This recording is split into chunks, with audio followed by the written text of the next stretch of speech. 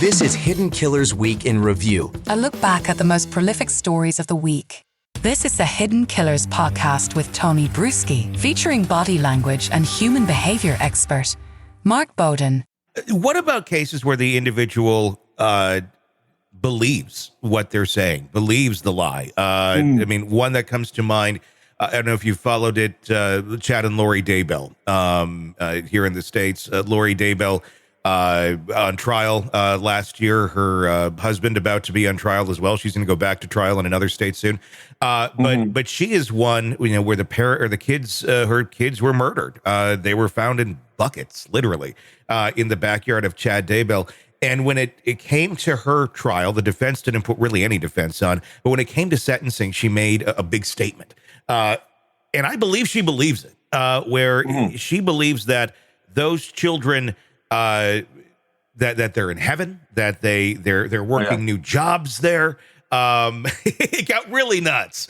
But this is someone who I don't think was just spewing a bunch of insanity for the sake of it. I think she really thinks that this is everything that happened, that they were zombies, that they died, that she didn't kill a person. I think she views that she killed a zombie.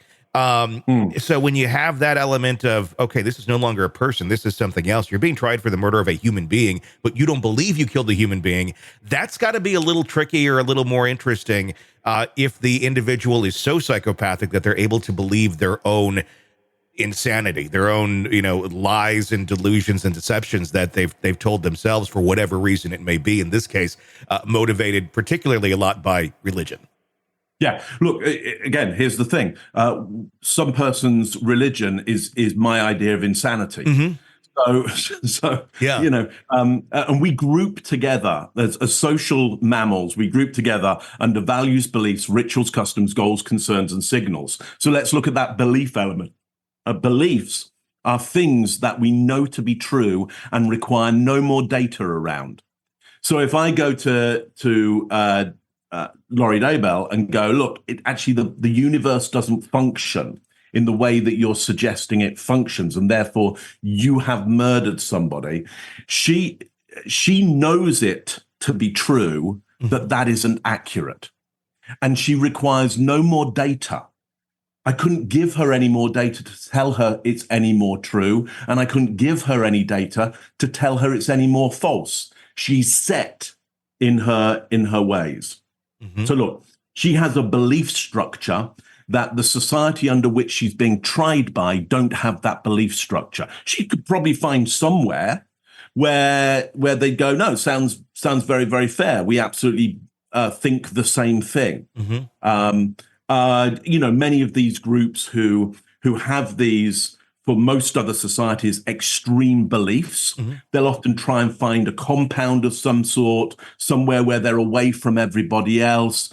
They'll often have some ideas that they actually have some kind of sovereign governance over that piece of land, like they're not under the government of everybody else. They're under a government of some universal ruler that can't be seen, can't be contacted in any other way than going through one individual who's usually the leader of that group. So that means that you're isolating everybody from information that might go against the belief system.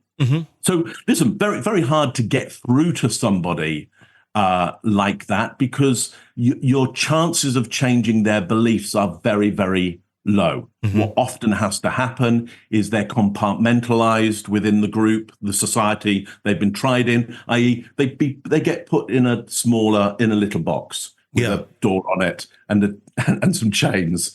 And society says, look, you're really not allowed to come out. Because you're going to keep on doing this stuff because of your beliefs. Is that true? Quite often where people who have such extreme beliefs, there's no changing them. I mean, there would have to be some sort of monumental shift that would happen to them. It's not anybody with, the common sense or living in reality that is going to bring any fact to them that's going to make that change. I mean, do people like that ever change? Or what does it take for someone like that to? Yeah. Okay. So you can change people's beliefs. It takes a long time, or it takes as you say, a monumental shift around the environment that they are within. So, think about some beliefs that you might have, or anybody listening might have. And again, beliefs are things you know to be true and require no more data around. If I came to you with an academic document that says the world doesn't work like that, that's not true, yeah, would you even read it? Chances are you'd go, no, Mike, I'm not even. And I'd say, but it's from Harvard. It's from Harvard. And you'd go, well, what do they know? You would see off my expertise. Okay. Now, if I can pull the ground from underneath you, if I can make the land that you're on so unstable that that the world isn't functioning in the same way, you'll probably have to start to change your beliefs in some way in order to survive. So, if you can affect somebody's Maslow's hierarchy of needs, which is if you can affect the way they're getting the oxygen, first of all, the water, the food, things like sleep, everything that you need to survive, people, who they have relationships with, if you can change those things, they will change their beliefs in order to survive. So essentially, it comes down to survival. At some point, it's not. It's like you have no choice. I got to go to. But are they? If you are going down that far, are they truly believing anything different, or are they just doing what they need to survive, kind of going through the motions? Well, beliefs are there for survival. Okay. You hold the same beliefs as the social group who you're most reliant on. And so, if not some other social group believes something different, and those beliefs are in conflict, you're most likely to go, if they come into your territory, you will most likely go into conflict with them. You'll have a war with them, because their beliefs on what they need to do to survive, if your beliefs on what you need to do to survive, they conflict on the same territory for the same resources, you'll fight over those resources. Is that also why you have cases where, like a capital murder case or something of that nature, where death is involved? Literally, survival means you have to lie if you did it. Right. And the means of survival is telling a bunch of lies to people. Does that increase the accuracy as to which they present themselves when it comes down to, you're charged with this, you did it, but if I don't want to die at the hands of the state, I have to convince them that I didn't do this?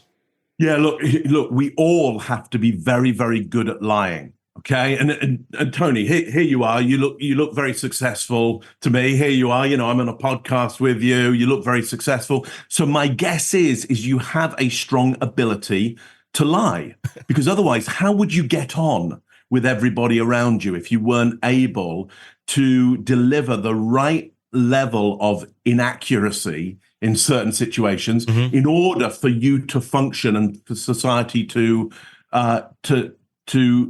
function?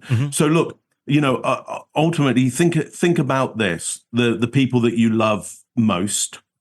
Do you want them to be good enough liars so that they could save their own life in a situation? They could lie in a way that would mean somebody who could do them harm would not do them harm because they convinced them of something that wasn't true. Would that be fair? Sure. You'd like them to be able to do that? Yeah. Absolutely. And do you think they'd be able to do that? Do you think they'd be able to save their life? Some. With that? Yeah, exactly. Yeah. So some that you can rely on are good enough liars to save their own life in a crisis. Well, somebody in court, or being questioned by the police, who knows there is massive risk there, life-threatening risk for them, and they've committed a crime, they may well be a good enough liar to get a certain way because there is something valuable enough, their own life at stake. And so they're just as able to do that as you hope the people that you love are able to do that. What an interesting way of looking at it. Want to listen ad-free? Want advance access to all of our interviews before anyone else?